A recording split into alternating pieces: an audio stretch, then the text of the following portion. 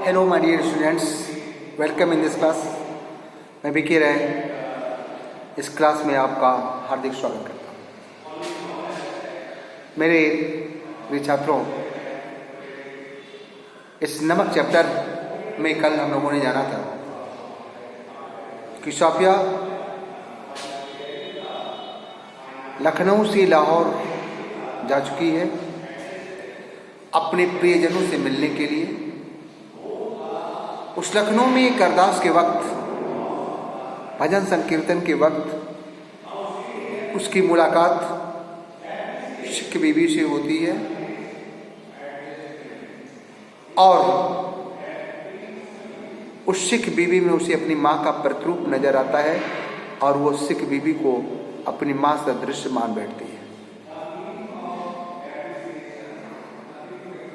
वहां पर सिख बीबी को अपनी बहू के माध्यम से ये पता चलता है कि सोफिया एक मुसलमान है, मुस्लिम लड़की है और वह कल ही लाहौर जाने वाली है अपने भाइयों से और अपने पारिवारिक जनों और इष्ट मित्रों से मिलने के लिए। लाहौर का नाम सुनकर के सिख बीबी के दिल में अपने वतन का प्यार जाग उठता है और वह सोफिया से मिलती है। सोफिया जो उसे मां स्वरूपा मान बैठी है, उस सोफिया से मिलकर के सिख बीबी को बड़ी ही आनंद की अनुभूति होती है। वह सोफिया से अपने वतन के बारे में अर्थात लाहौर के बारे में बताती है, वहाँ की खूबसूरती, वहाँ के लोगों के रहन सहन, रीति रिवाज को बताती है, क्योंकि उसे अपना वतन लाहौर बहुत ही प्यारा है, जिसे वो छोड़कर भारत पाक विभाजन के बाद अब लाहौर में अपने परिवार सहित अब ये लखनऊ में, माफ करना, लखनऊ में अपने परिवार सहित आकर बस गई है। फिर भी अपने वतन का प्यार वो भूल नहीं पा रही है, क्योंकि वह उसकी मातृभूमि है। और इंसान दुनिया के किसी भी कोने में रहे, अपना वतन, अपने वतन के लोग, अपने वतन की मिट्टी उसे बहुत ही प्यारी लगती है। वही भावना सिख बीबी के दिल में भी है और वह एक आग्रह करती है, एक निवेदन करती है कि बेटी, हो सके तो मेरे लिए लाहौर से लाहौरी नमक लाना मत भूलना। मेरे लिए एक तोहफा वही लेकर के आना, हमें खुशी होगी। सिख बीबी को भी ये सोफिया जो सिख बीबी को अपनी मां स्वरूपा मान चुकी है, सहर्ष उससे वायदा करती है कि वह उसके लिए अवश्य लाहौरी नमक लाएगी। कल ही आपने ये भी जाना था कि सिख बीबी को दिए गए वायदे के बाद सोफिया लाहौर चली जाती है। 15 दिनों तक अपने परिवार के साथ रहती है। 15 दिन कैसे बीत गए इसका उसे पता नहीं था। जिस दिन वह आने को होती है, उसके बहुत सारे इष्ट मित्र, पारिवारिक जन उसे तोहफे के रूप में बहुत सारी चीज़ें देते हैं और उन्हीं चीज़ों में सिर भर वो लाहौरी नमक भी होता है जो वह भारत ले आने का वादा अपनी मां स्वरूपा सिख बीबी से कर चुकी थी। लेकिन उस लाहौरी नमक को पाने के बाद अब उसके सामने ये समस्या आ खड़ी हुई कि आखिर वह इसे भारत ले जाएगी तो कैसे ले जाएगी। लेकिन अपने मां से किए गए वायदे का भी सवाल था, जो उसे ये सोचने को मजबूर कर रहा था कि वह किसी भी हालत में इस नमक को भारत ले जाकर ही रहेगी, क्योंकि उसने अपनी मां को वचन दिया। अपने भाई से जब वह इस बात का जिक्र करती है, उसका भाई जो स्वयं पुलिस में है, उससे जब इस बात का जिक्र वो करती है तो उसे वह लाहौरी नमक भारत ले जाने से मना करता है और कहता है कि बहन, इस लाहौरी नमक को तुम भारत नहीं ले जा सकती, क्योंकि यह एक गैर कानूनी काम है और गैर कानूनी काम करने की इजाजत हम तुम्हें नहीं दे सकते, क्योंकि इससे हमारे परिवार की बदनामी हो सकती है। कस्टम वाले यदि तुम्हारे इस सामान को पकड़ेंगे तो एक तरीके से हम लोगों की बदनामी होगी, और मैं नहीं चाहता इस नमक के लिए तुम इस प्रकार की बदनामी को झेलो।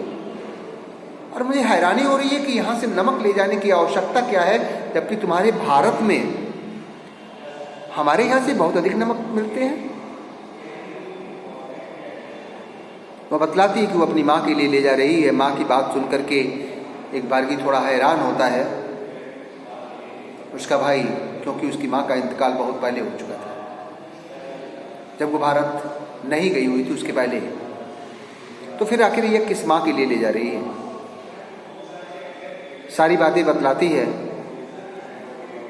भाई और बहन में नमक को न ले जाने के लिए तर्क वितर्क होता है, और अंत में उसका भाई ये कहता है कि तुम ठहरी एक साहित्यकार, और साहित्यकार सनकी होते हैं, वे जो चाहते हैं वही करते हैं, तुम जो चाहो करो, मैं अब नहीं रोक सकता।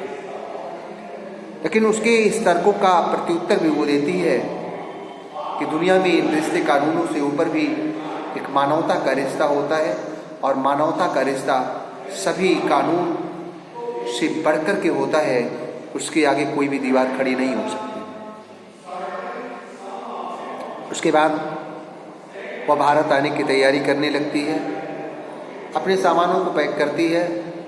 सामानों को पैक करते वक्त वह नमक की पुड़िया को रखना नहीं भूलती, लेकिन अब क्रोध की जगह उसका बुद्धि विवेक काम कर रहा है कि आखिर वो नमक ले जाएगी तो कैसे ले जाएगी, सरहद की सीमा से कैसे उसको बाहर कर सकेगी।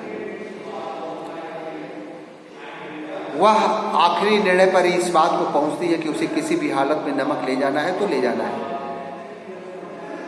उपहार में पाए गए कीनू के फल जो उसने एक टोकरी में दे रखे थे, उस कीनू के फलों के नीचे उस टोकरी में उसको रख लेती है, और उसको टोकरी में रखने के बाद वह शयन करने चली जाती है। रात के 1:30 बज चुके होते हैं। रात के 1:30 बजे जब वो सोने को जाती है तो उसे अपने वतन, साथ ही भारत की, साथ ही सिख बीवी उसके सपने में आते हैं। सिख बीवी के द्वारा लाहौर के बारे में कही गई बातें, सिख बीवी के द्वारा मांगे गए तोहफे, और यहाँ लाहौर की बहुत सारी यादें सपने में उसके सामने एक रील की तरह घूमने लगती है। खैर रात बीतती है। कल आप लोगों ने इस बात को जाना था सब कुछ, उसका जिक्र बहुत विस्तार में करना कोई उचित नहीं। फिर उसके बाद वह भारत आने के लिए अगले सुबह तैयारी कर लेती है। दिन के 2 बजे वहाँ से चल देती है। उसके भाई ने पहले ही उसके लिए दिल्ली का टिकट आरक्षित कर रखा था। अटारी सीमा पर जब वो पहुँचती है तो प्लेटफॉर्म पर वेटिंग हॉल में बैठे हुए वो चाय पी रही होती है। बाहर प्लेटफॉर्म पर उसका भाई टहल रहा होता है, और उसके बाद वहाँ से अब सामान कस्टम ऑफिस में जाने वाले हैं, उन सामानों की जांच होने वाली है, और उन सामानों की जांच के वक्त उसके शरीर में एक झुरझुरी पैदा होती है कि आखिर अब आगे क्या होने वाला है। क्या वो अपने मां को दिए गए वायदे को पूरा कर पाएगी? क्या ये नमक की पुड़िया वो सुरक्षित भारत ले जा पाएगी? इत्यादि बहुत से सवाल उसके जेहन में कौंध उठते हैं और उसके शरीर में एक झुरझुरी सी आती है। एक बारगी वह अपने उस कीनू के फल की टोकरी की तरफ देखती है जहां पर उसने उस नाहौरी नमक की पुड़िया को कीनू के फलों के नीचे उस टोकरी में दबाए रखा है और यहीं पर वो एक आखिरी और एक निश्चित पूर्ण निर्णय लेती है कि वह चोरी छिपे इस प्रकार से उस नमक को भारत नहीं ले जाएगी। वह अपने सामने लेके जाएगी, वह कस्टम ऑफिसर को दिखलाएगी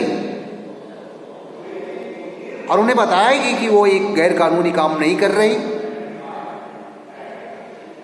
एक छोटा सा एक सस्ता सा तोहफा वो अपने भारत ले जाना चाह रही है और इसमें किसी भी प्रकार की अड़चन संभवतः नहीं आ सकती।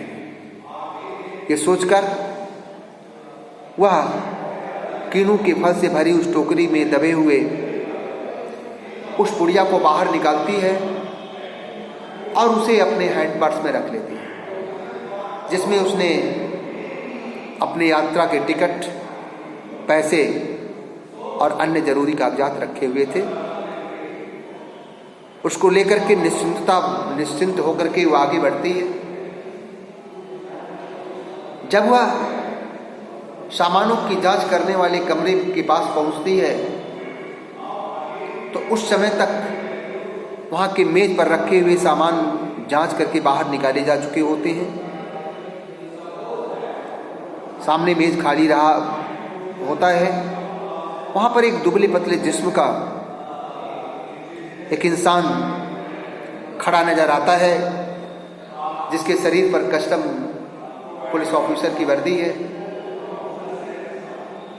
और उसको देख करके वो सोच लेती है कि सामने खड़ा इंसान ही एक कस्टम ऑफिसर है।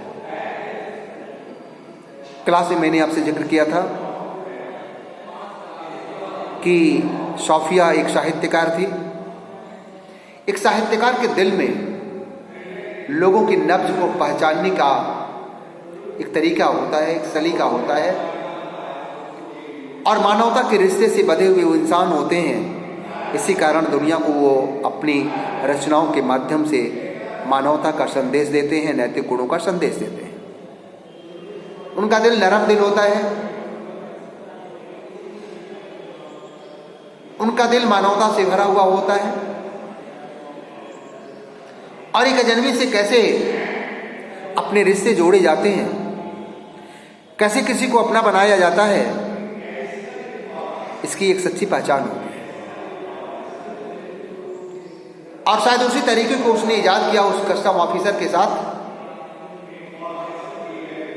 ये नहीं कि चुपचाप अपने सामानों की जांच करने के लिए कह दी, कुछ कही नहीं, चुपचाप आगे बढ़ गई, सामानों की जांच हो गई, आगे बढ़ गई। नहीं, उसे नमक की पुड़िया ले जानी थी तो किस तरीके से ले जाना है उसका दिमाग तेजी से काम कर रहा था और इसीलिए वह कस्टम ऑफिसर के सामने जो ही जाती है तो ही एक भावनात्मक तीर छोड़ती है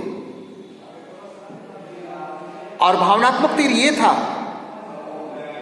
कि वह तुरंत उनको नमस्कार करने के बाद उनसे पहला क्वेश्चन ही पुट अप कर देती है कि आप कहां के रहने वाले हैं। प्रश्न सुनकर के एक बागी वो चौंक पड़ता है। एक अजनबी सी लड़की आखिर उससे इस प्रकार का प्रश्न क्यों कर रही है? एक कस्टम ऑफिसर से भला एक अजनबी सी लड़की इस प्रकार का प्रश्न? बड़े गौर से वह साफिया के चेहरे को देखता है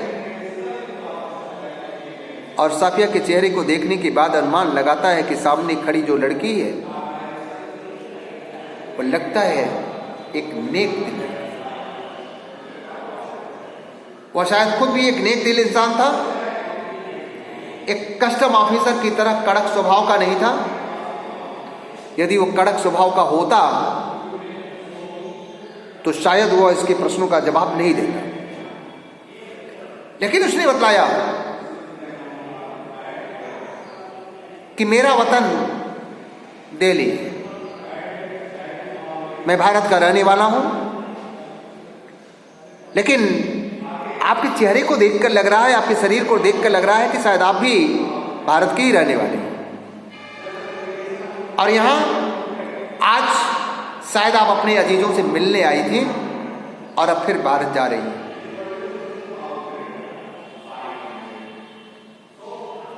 साफिया ने कहा, आपने सही फरमाया, मैं अपने अजीजों से मिलने आई थी और आज मैं भारत जा रही हूं। उस कस्टम ऑफिसर ने कहा कि मैंने आपको बतलाया ना कि मेरा भी वतन दिल्ली है, मैं भारत का रहने वाला हूं, लेकिन भारत पाक विभाजन के समय जब लोग एक दूसरे देशों में जाकर के विस्थापित हो रहे थे, मैं भी दिल्ली से आकर के यहां लाहौर में बस गया। लेकिन इतना कुछ होने के बाद भी मेरा प्यारा वतन भारत ही है और मैं दिल्ली का ही रहने वाला।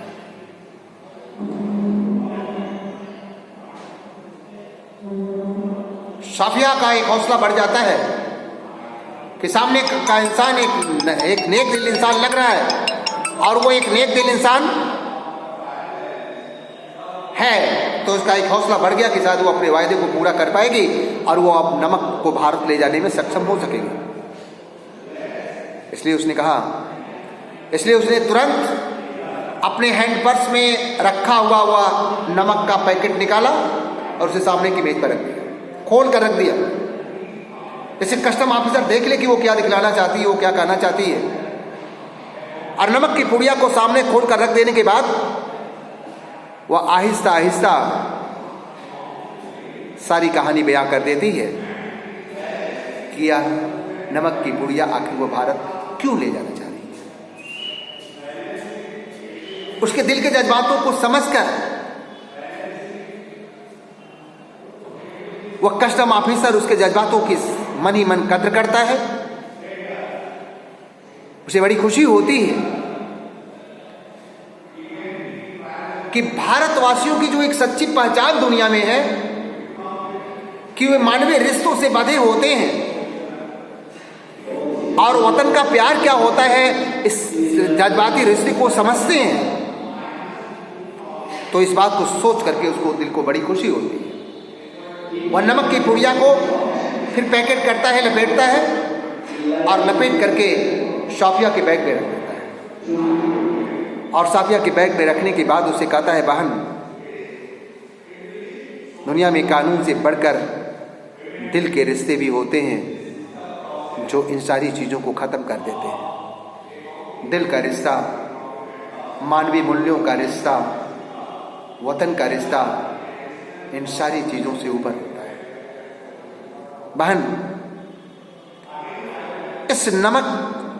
अब तुम इस नमक को लेकर जा सकती हो। साफिया आगे बढ़ती है, भावनाओं का एक जज्बात दोनों के दिलों में उमड़ रहा है। कस्टम ऑफिसर साफिया से कहता है कि बहन, जाते जाते मेरा एक संदेश भी लेती जाना। यहाँ से जाने के बाद जब तुम दिल्ली पहुँचना तो दिल्ली की जामा मस्जिद की सीढ़ियों को मेरा सलाम कहना। उससे कहना कि मैं भले ही लाहौर में रह रहा हूँ, लेकिन मेरा दिल तो तुम्हारी सीढ़ियों पर बसा हुआ है, क्योंकि मेरा वहाँ बचपन गुजरा है। मैं इस जामा मस्जिद की सीढ़ियों को सलाम कर रहा हूँ, अपने वतन को सलाम कर रहा हूँ। और जिस बहन के लिए तुम ये नमक लेके जा रही हो, उससे भी जाकर के बोलना कि तुमको भी मेरा सलाम, क्योंकि तुम भारत में रहने के बाद भी अपने वतन इस पाक को नहीं भूल पाई हो, लाहौर की सरजमी को नहीं भूल पाई हो, अपने वतन को नहीं भूल पाई हो। तुम्हें भी मेरा सलाम।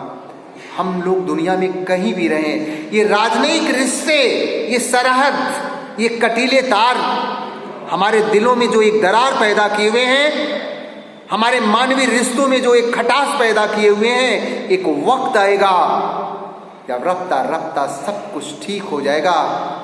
लोग ये समझ लेंगे कि हम दूर होते हुए भी एक ही हैं, हम दो दिल एक जान हैं, और हम आपस के रिश्ते को मजबूत बनाएंगे और भारत और पाक का रिश्ता फिर एक मजबूत रिश्ता बनेगा। आपस में प्यार की भावना जागेगी और लोग एक दूसरे के हो सकेंगे। इन्हीं बातों के साथ आज के इस क्लास को मैं भी विराम दे रहा हूँ। अगली क्लास में फिर आपसे मुलाकात होगी, तब तक के लिए नमस्कार।